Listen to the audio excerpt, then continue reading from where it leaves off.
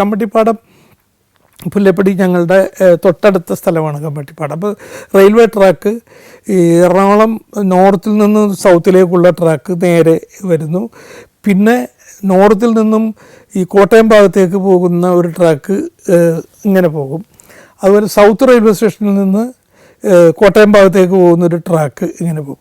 ഈ 3 ട്രാക്കുകൾ, ഈ നോർത്ത് സൗത്തിലേക്കുള്ളൊരു ട്രാക്ക്, സൗത്തിൽ നിന്നും കോട്ടയത്തേക്കുള്ളൊരു ട്രാക്ക്, അതുപോലെ കോട്ടയത്ത് നിന്നും നോർത്തിലേക്കുള്ളൊരു ട്രാക്ക്, നോർത്ത് സ്റ്റേഷനിലേക്ക്, ഈ 3 ട്രാക്കുകളും പല വഴിക്ക് വന്നിട്ടാണ് യോജിക്കുന്നത്. അപ്പോൾ ഇതിൻ്റെ 3ൻ്റെ നടുക്ക് ഒരു സ്ഥലം പെട്ടുപോയിട്ടുണ്ട്.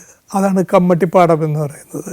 അത് പിന്നീടിപ്പോൾ സിനിമയൊക്കെ വന്നതാണ് കമ്മട്ടിപ്പാടം. അപ്പോൾ ആ സ്ഥലത്തിൻ്റെ ഒരു പ്രത്യേകത എന്താണെന്ന് വെച്ചാൽ അവിടെ ഇലക്ട്രിസിറ്റി ഇല്ല, വണ്ടികൾ പോവില്ല, സൈക്കിൾ തന്നെ ഈ റെയിൽവേ ട്രാക്കിൽ കൂടി എടുത്തുകൊണ്ട് വേണം പോകാൻ വേണ്ടി, വണ്ടികളില്ല.